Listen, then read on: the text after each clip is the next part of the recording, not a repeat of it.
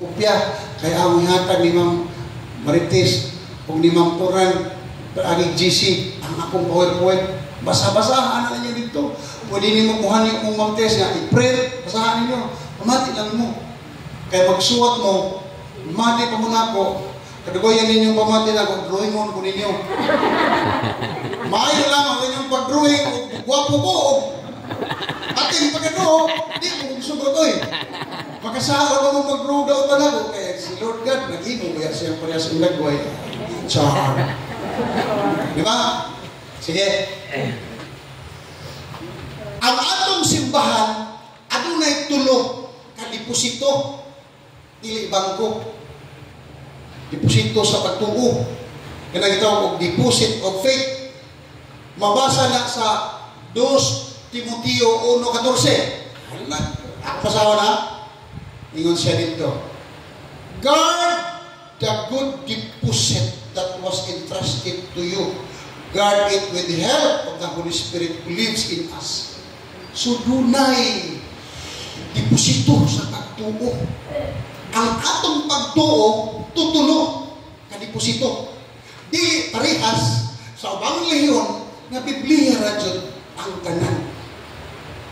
Kung ato itong balibalihog tamparos pangutana, sa panahon nga wala pa yung Biblia, si Mama Mary, si Elizabeth, si katong mga apostoles, nangamatay mo itong mga Biblia, impirno dito. Liman ka nga nahimo ang Biblia ni Pope Damasus, 300 naman. Kapin, katuig, kikan pagtukod sa simbahan ito. Wala ito silang nangaluwas. Si Abraham, si Jacob, si Isaac, si Mama Mary, si Joseph, wala ko sila naluwas, iwa may Biblia. Kung ato bang sakyan ng ilang katarungan, laing reliyon, only the Bible is the source of salvation. Only the Bible is the source of all doctrines. Very, very, very wrong. Wrong. Kaya tunay tulong ka deposit, magisterium. Kini magisterium, gahog ni, otoridad. Sumasaw na. Otoridad. Mateo 16:18. Ako masahon sa Bisaya rin. Makita ba? O dili. Pero dili, dito tayo. Okay. Si Jesus Christ mo namulong mismo ani na isuwat ni Mateo 16:18 hangtod 19 niingon si Jesus Christ, "Og ako magaingon kanimo, og ako magaingon kanimo na ikaw mao si Pedro og ibabaw niining bato." Kanas Pedro sa laing pinulungan bato na nagkahulugan og bato, ha? Na ikaw mao si Pedro, ibabaw nining bato, tukuron ko ang akong iglesia, ug ang mga ganghaan sa Hades dili makabuntog niini. Sa pag-usapon kanila lutos padayon jud kang magpabilin. Kay si Jesus mo nagtukod ani. Kaya sinabi, kung ako maghahatag kanimo sa mga Yahweh sa gingharian sa langit. Kung saan ang Yahweh? Yahweh sa motor? Ogway Yahweh motor, manda dili. Ogway Yahweh ang imong balay, magsurga ka dili. Ogwala Yahweh sa kanan, mag-anda dili.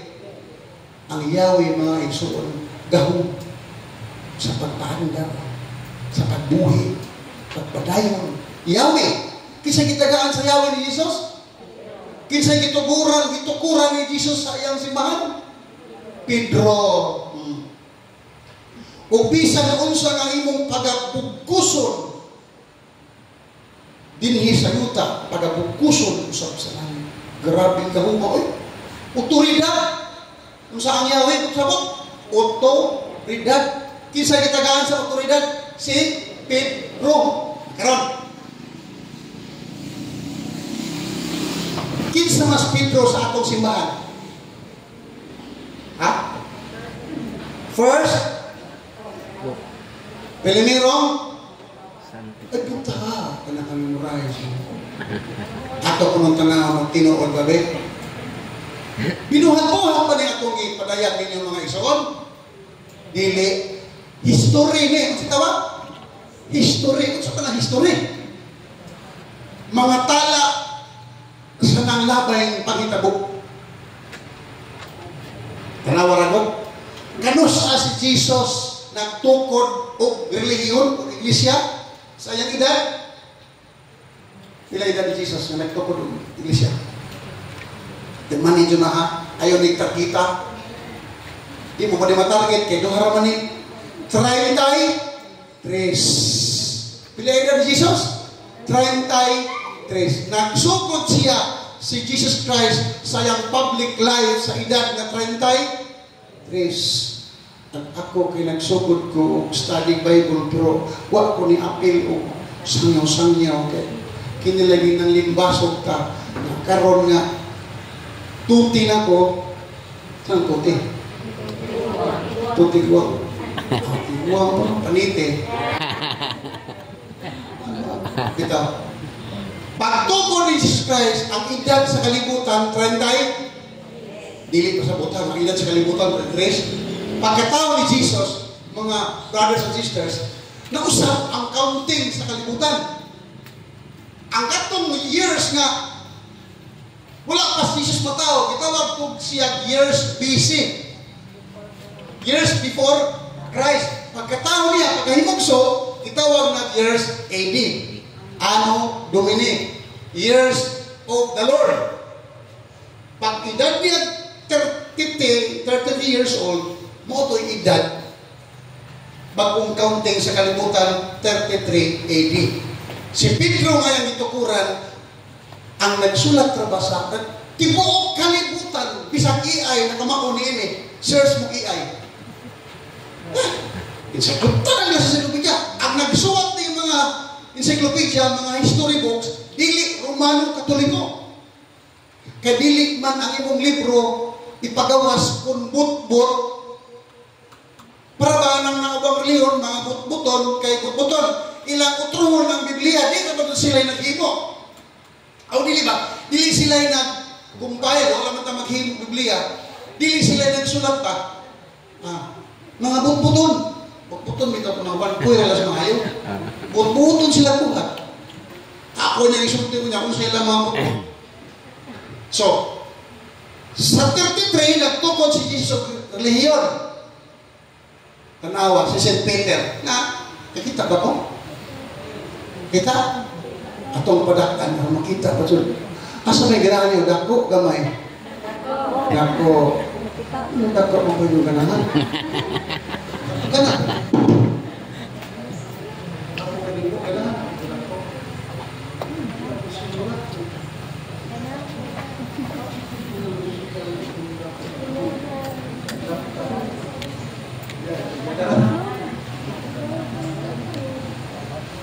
Sa San Pedro, nahimo siyang Santo Papa sa 30 AD to 64 AD. Historia na ha. Pagkamatay ni Pedro kay ipatay man siya, imartir siya sa tuig sa 64 hangtod sa 79 ang atong Papa diyan lang Saint Linus, Pope Linus. Sunod gisundan niya ni Pope Anacletus, Pope Clement, Pope Evaristo, Pope Alexander, Sixtus, Teleforos, Hyginus, hangtod karon. Kinsa ito sa Papa? Si Pope Leo. Aritang Damasos, Tanawas Damasos. Kinisip ngano makasabot ra mo og nganong amuhunong ko aning Pope Damasos. Kay kinis Pope Damasos mo rin dakong istorya nganong natigom ang mga Biblia, ang mga libro sa Biblia. Liman ka o karon kining tuig pila na katuig Damasos 366 years. Wa pa may napurmang Biblia kung sakyan na to ang katarungan sa ubang relihiyon nga ang Biblia ray makaluwas. Wa day maluwas ko sa San Pedro, nagtukurang Jesus sa simbahan. Niman ka ng ilang butbot. Sugod-sugod, nagproiba lang ilang mga butbot. Naghimuhin mo. Karon balik ko sa istorya. Magisterium no. Kinsay gitagaan og gahom? Pedro. Kadtong Yawe mautoy magisterium. Kaya kung saan yan ang magisterium? Magisterium, kung saan na?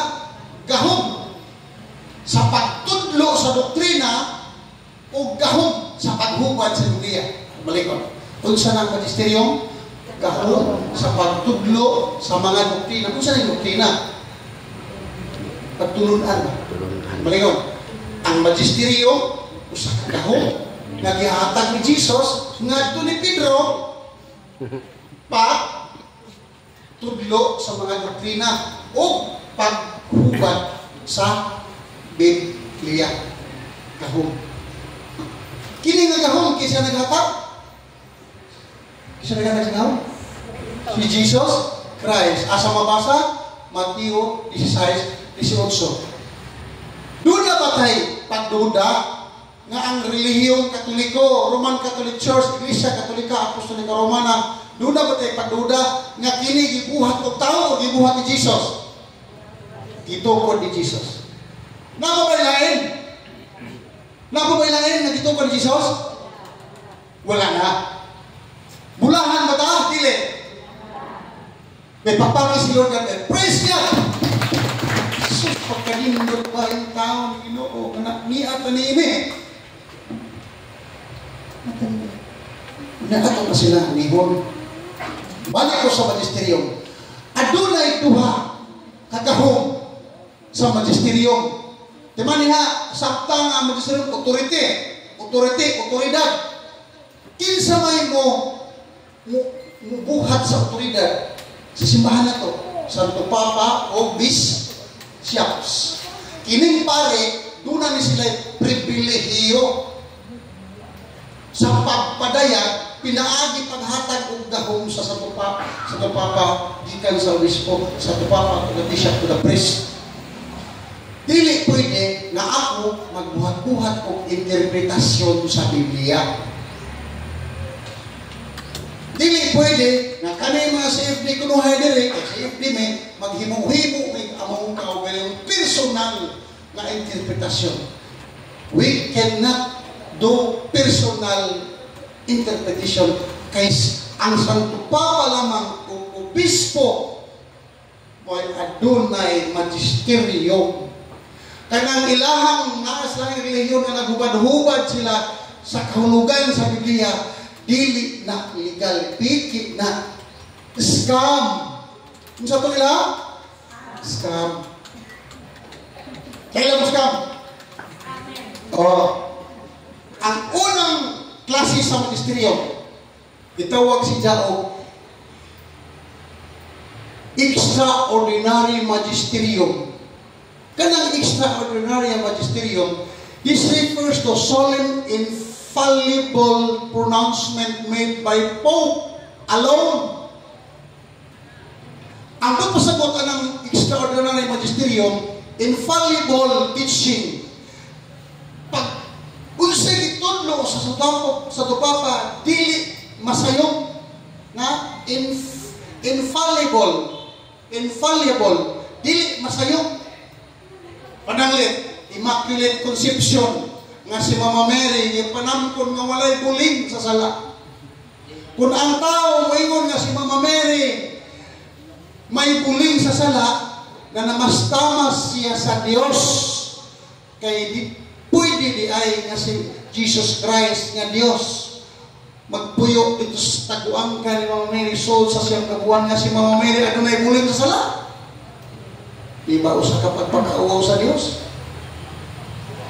Di ba nga na ba? The Assumption of Mary, si Mama Mary, ikaupat na misteryo sa himaya. Ikaupat na misteryo sa himaya, mao ang pagdala sa mga anghel ni Mama Mary ngadto sa langit, lawas ug kalag. Assumption. Usa ka na kam pagbiklara sa Santo Papa tungod sa iyang otoridad. Unsay, minsan niyon mga Jesus, unsay imong pagapugkuson sa yuta, pagapugkuson dito sa langit, unsay imong pagabadbaran sa yuta, pagabadbaran sa langit, unsay imong ideklara sa simbahan, dinhi sa yuta, ideklara dito sa langit. Makabuot tama dili. Makabuot dili. Dili ta makabuot. Nakaron. Kana sila mo man sila magisteryo, maghimuhi mo na sila ilang kaulang magisteryo. Klaro man na, ikaduhang magisteryo. Ikaduha. Sir, ngayon di pa ito basahin mo sa tupata. O na ang magpapabasa. Juan 14:26. Ang pagpanudlo na mao ang Espiritu Santo nga gipadala sa Amahan diha sa akong ngalan siya mao ang magtudlo kaninyo sa tanang butang nga pagahinumdum kaninyo sa tanang butang nga gisulti ko kaninyo. Puno sa Espiritu Santo. Ang simbahan isaaran ni Jesus Christ mismo na mapuno sa Espiritu Santo. Dayag na lang. Nabisan kanus apa sila magluto sa iba, hindi ito mabungkan. Ikaduhang klase o sa magisterium. Universal magisterium. Kinsa-unsa man yung universal magisterium. The consistent and universal teaching of bishops in communion with the Pope on matters of faith and morals. Kanang mayon ang pare nga